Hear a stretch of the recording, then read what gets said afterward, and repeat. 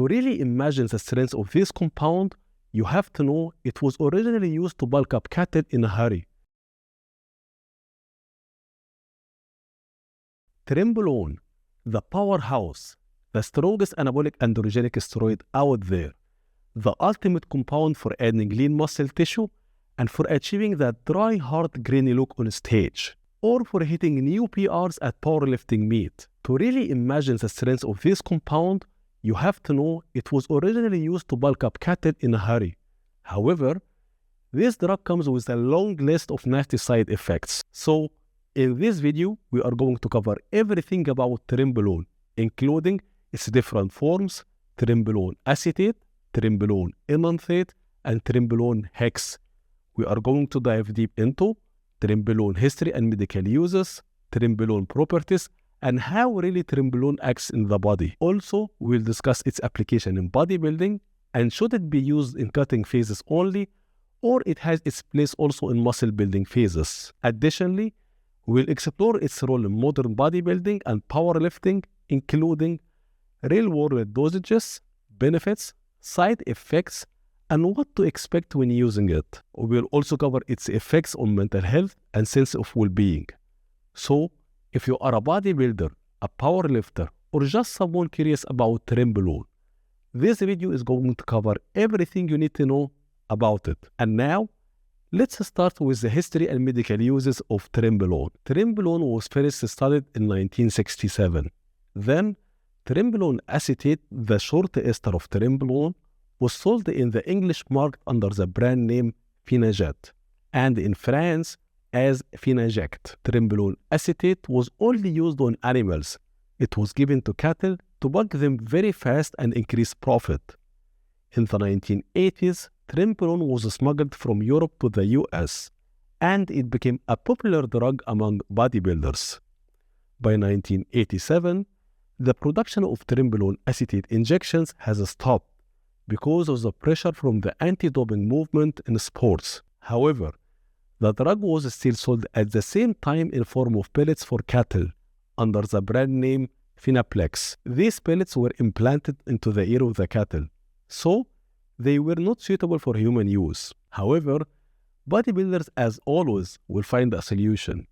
They bought these pellets from farmers and brewed them at home, turning them into injectable form so they can use it. The only ester of Trenbolone that was ever made for human use was Trenbolone hexahydrobenzylcarbonate, and it was sold in France under the famous brand name Parabolan. It was produced by the French pharmaceutical company Negma, and it was used to treat muscle wasting diseases and some form of osteoporosis.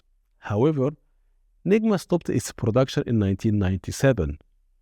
Trenbolone Enanthate, on the other hand, was never produced by pharmaceutical companies. It was first produced by a well-known underground lab called British Dragon in 2004 and was sold under the brand name Trenbolone, not Trenbolone, which is another oral anabolic androgenic steroid. And today, Trenbolone is mainly produced by underground labs, and all three esters are widely available. And now, let's talk about the structure and characteristics of Trenbolone. Trenbolone is derived from the nandrolone family, also known as the 19-north-testosterone family, which is the same family for DECA and MPP. Trenbolone is the generic or chemical name of the compound, but it has different trade names. Trenbolone is attached to different esters, and the type of the ester determines the half-life of the hormone, and it controls how fast the hormone is released from the injection site, and starts exerting its actions inside the body. And I want to make this very clear right from the beginning. All types of Trenbolone act in the body the exact same way, and they have the same mechanism of action. What the ester does, it determines the half-life of the hormone, which means your injection schedule needs to be adjusted, depending on which ester you are using. First, we have Trenbolone Acetate, also known as Tren-Ace, which is the shortest ester. Its half-life is about 48 hours. So, it should be dosed at least every other day, but ideally every day, to keep consistent hormone levels in the blood.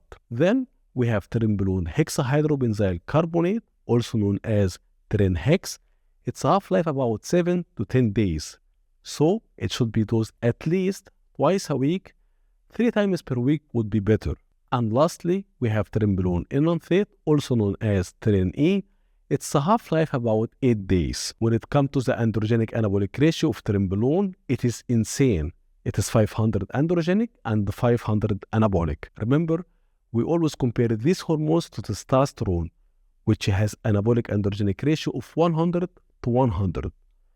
If you are not familiar with the anabolic androgenic ratios, it simply means the androgenic effects are things like deepening of the voice, increased body and facial hair, oily skin and acne, and even aggression. On the other hand, the anabolic effects are the benefits that we are looking for. Things like increased muscle mass through stimulating muscle protein synthesis, increased bone density, and a quicker recovery after workouts or injuries. All anabolic androgenic steroids have both androgenic and anabolic properties, but the ratio between them varies depending on each compound. And we always compare these ratios to testosterone because testosterone is considered the most balanced anabolic androgenic steroid. But please keep in mind, these anabolic androgenic ratios are determined in lab experiments on rats. So in the real world, when used in humans, it might look very different. They are really just a reference. So on paper, Trenbolone on milligram to milligram basis compared to testosterone means 5 times more muscle mass. But honestly, I don't think that's realistic. In real life, the effect of course is lower than that.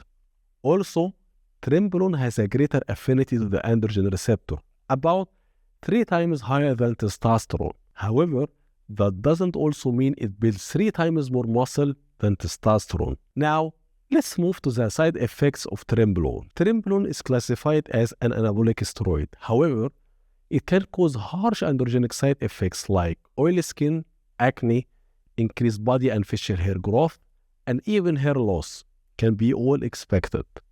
Now, here is something important. The 5-alpha reductase enzyme does not convert Trenbolone into other metabolites. So, taking a 5-alpha reductase inhibitor like finasteride will not reduce any of these side effects if they show up. When it comes to estrogenic side effects, Trenbolone doesn't convert into estrogen. However, it can interact with the progesterone receptor, and the side effects from progesterone are pretty similar to estrogen.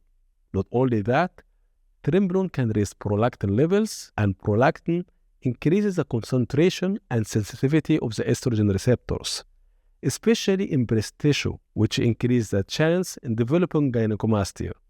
Now, let's be very clear here.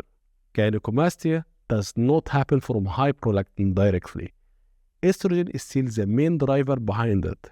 Trenbolone is always combined with testosterone, which does aromatize into estrogen. So when prolactin levels go up, that amplifies the effects of estrogen in that tissue, making estrogen side effects much more powerful.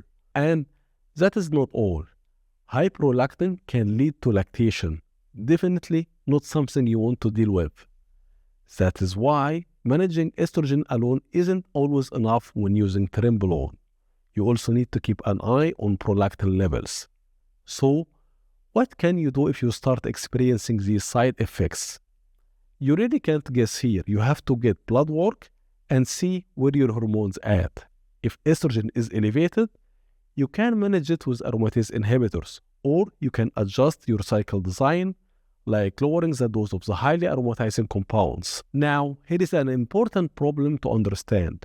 Trenbolone can skew the reading on normal estradiol test because Trenbolone can show up as estradiol in the lab results. So, your estradiol levels might not be actually elevated, but the lab work will still show a high number because of Trenbolone. So, you must do a high sensitivity estradiol test, also known as ultra-sensitive estradiol test, or LCMS. It is much more accurate and will not be affected by Trenbolone. If prolactin is elevated, a simple and effective first step is taking vitamin B6, or B5B will be a better choice as it is the active form of vitamin B6. This can help control prolactin levels to a decent degree, but if prolactin-related side effects are very strong, you may need to consider Parabolan or Prebipexel. These are dopamine agonists. They are powerful and effective, but they stimulate dopamine receptors in the brain, which means they affect brain chemistry. So I would always try avoid them unless it is absolutely necessary. Or you can simply lower the dose of Trenbolone or even take it out completely from your cycle. Regarding the cardiovascular side effects of Trenbolone, Trenbolone will have a major negative impact on cholesterol levels.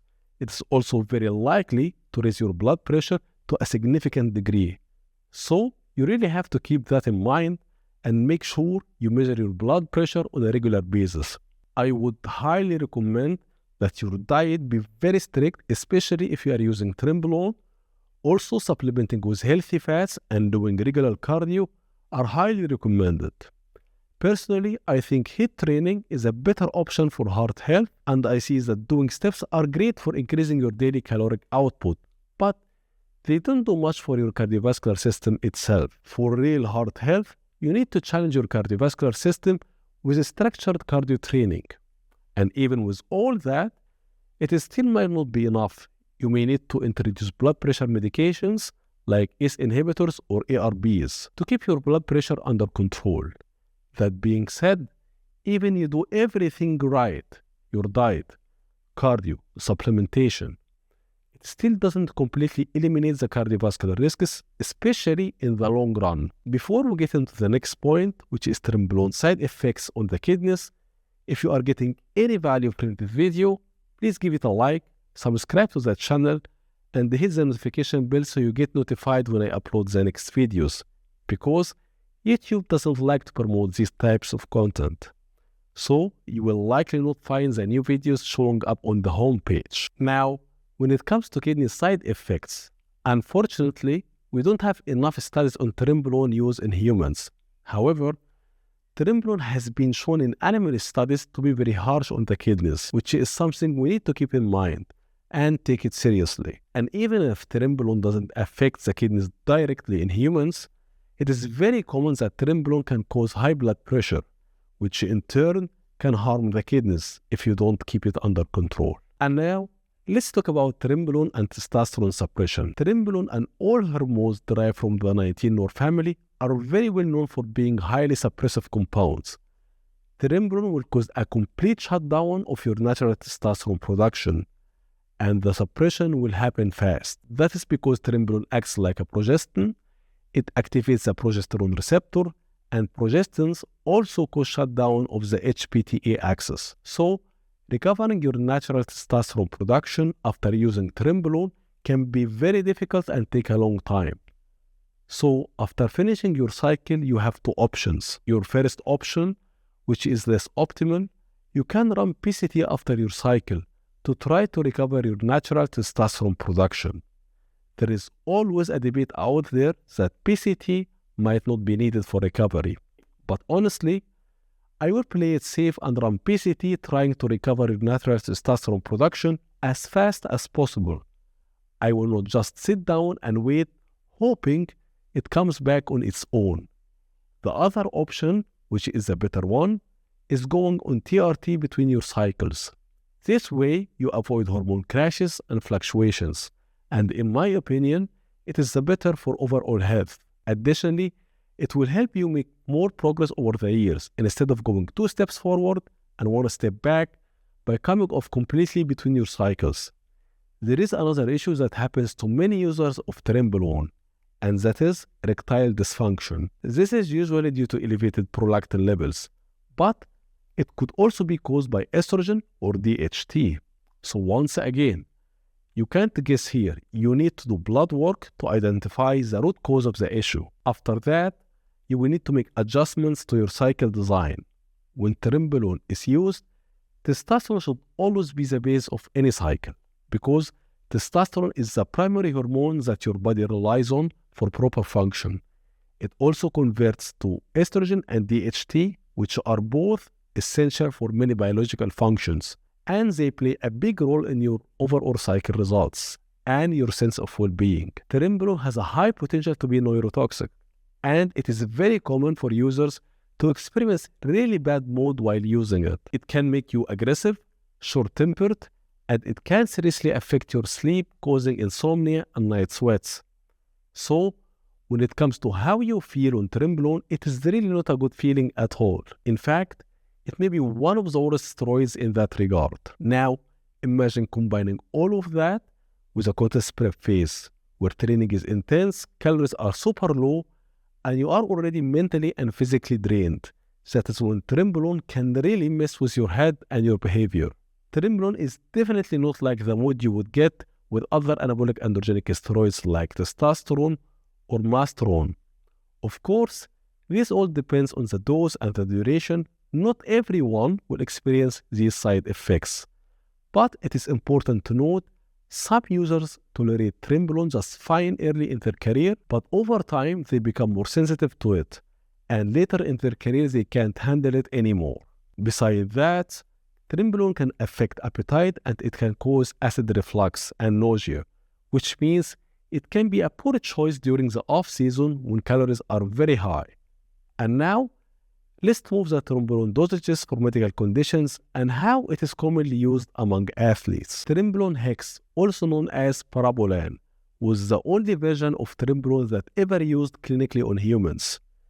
The standard medical dosages was 76 milligrams 3 times per month for both men and women. But when it is used for physique and performance enhancement, and this applies to all types of Trenbolone esters, the doses usually start from 140 milligrams per week, going up to 700 milligrams per week. Of course, there are people who do more than that, going to a gram or even more. However, I have to note in recent years, people have become more reasonable with Trenbolone use. It is not dosed as commonly as used before, and when it is used, people tend to stay in the range of 100 to 300 milligrams per week. It should also be used for periods no longer than 8 to 10 weeks, and even most competitors nowadays only use it for a shorter periods, maybe just the last 4 weeks before a show. So, what you can expect in terms of results when using Trenbolone? Trenbolone can add a significant amount of lean muscle mass.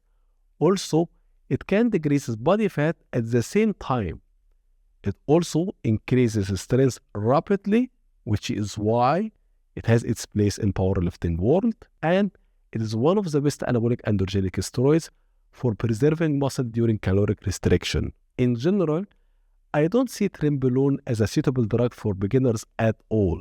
It is one of the harshest and most powerful drugs out there. Unfortunately, I see many people trying to start their very first cycle with Trenbolone, and that is a very bad choice. Just imagine if you can't drive at all, and on your very first day, you hop into a Formula 1 Ferrari racing car. Of course, you are going to end up in a disaster.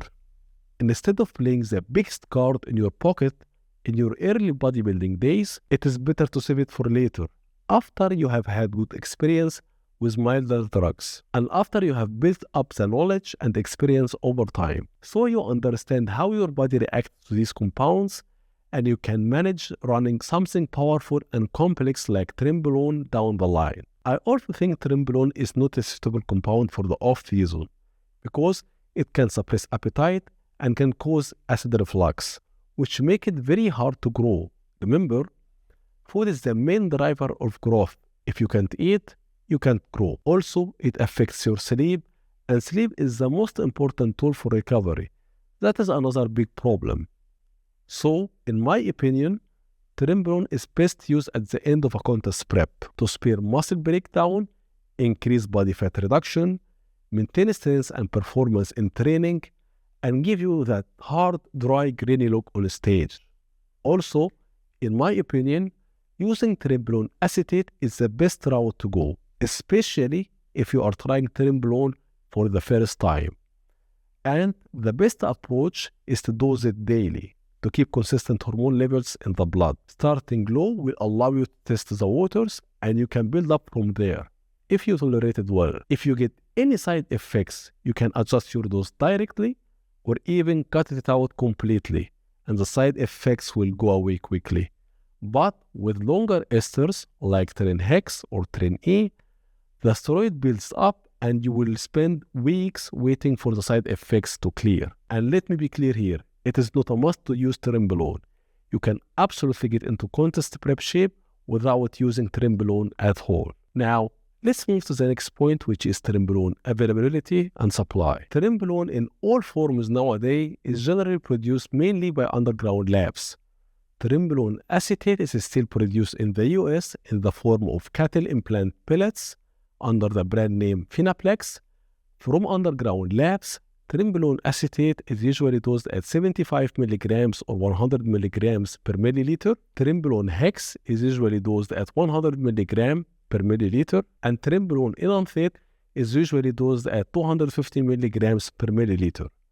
All of them can be found in both forms, ampules and multi-dose vials. You will also find Trenbolone sold under different brand names such as Trenbolene, Parabolan, Trenarapid, or Trenabolic.